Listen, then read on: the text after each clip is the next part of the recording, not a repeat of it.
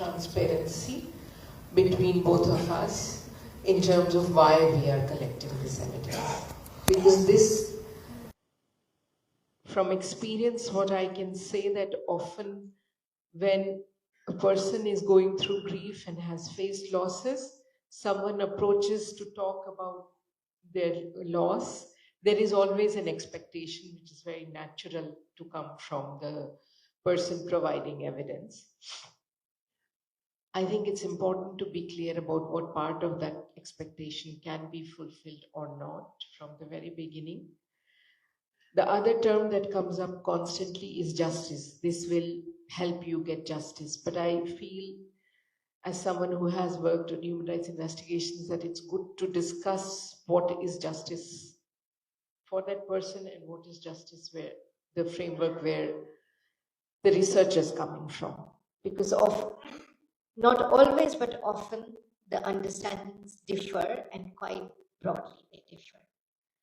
In my experience of gathering doing investigations, often people who provide evidence, they, for example, believe in death penalty as the answer for the perpetrator. It's not the value that we promote as a human rights system or UN system. I think it's important to make those issues known to each other from the very beginning of the process of gathering this evidence.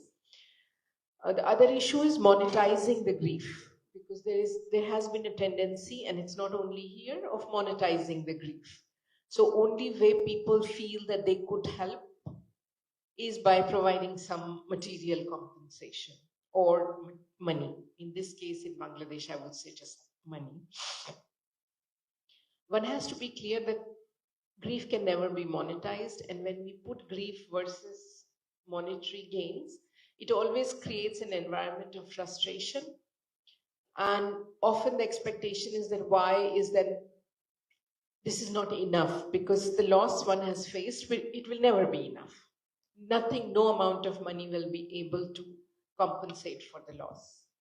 And I think it's important that we as human rights workers also distinguish with the clients, with the people who are providing us with evidence, between monetizing and reparations.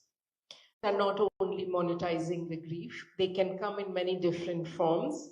And the fact that the loss has been acknowledged and recognized is also part of repairing.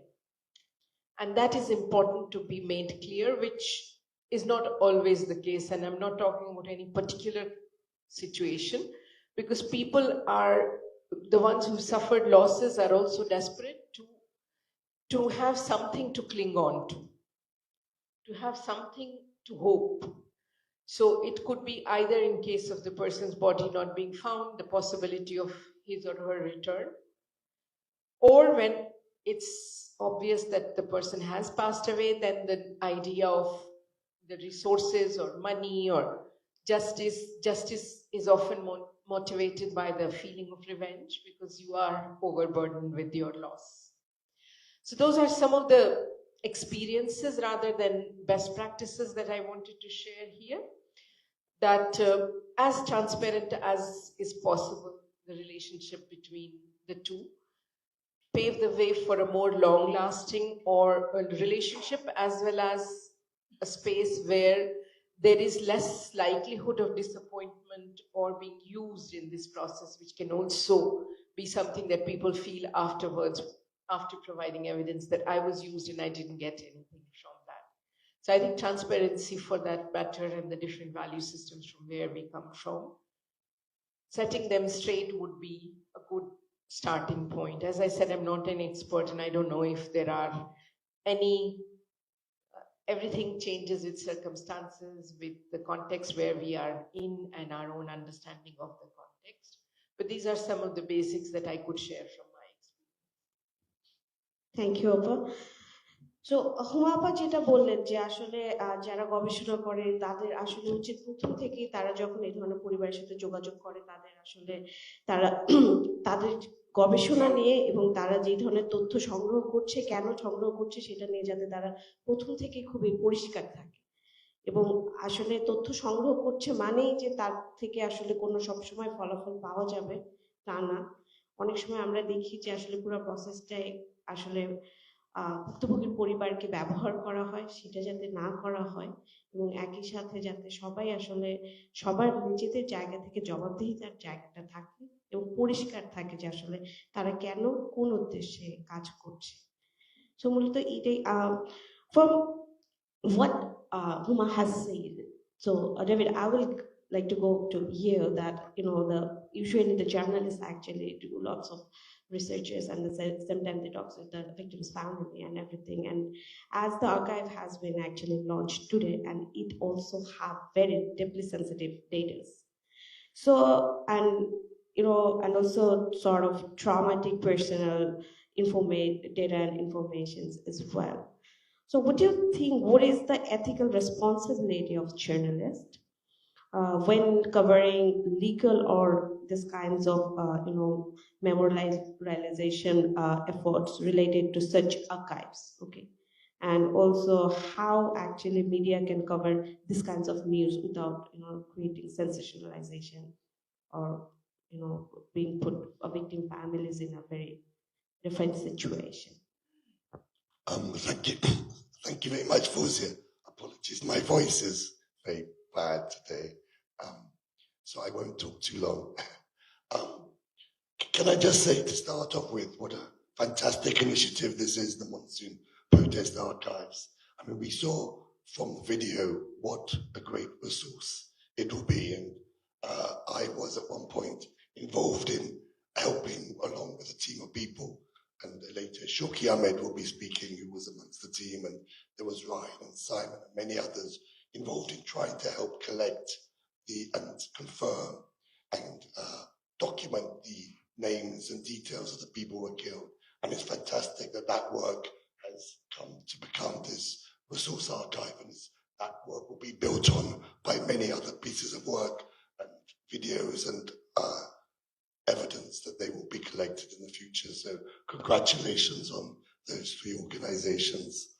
I also want to say something about Ridoy's death, in the sense that I am very disappointed in the failure of the government not to have set up a system to allow for people like Ridoy's family to be accepted as a person able to receive compensation from the government and assistance. There is very clear evidence that Ridoy was shot. There's video which makes it completely explicit. There is clear video that makes it explicit that his body was dragged by the police into an alley. It's very clear that he received fatal shots. So it is almost 100% certain that he unfortunately and sadly died. And that is all very well documented on video. And in other countries, they have set up systems where you have people disappeared or in similar situations where people like Ridoy's family can access compensation. And so I just do not understand why it has taken so long for the Bangladesh government not to be able to assist people like Ridoy's families. I just wanted to say that. As to your question,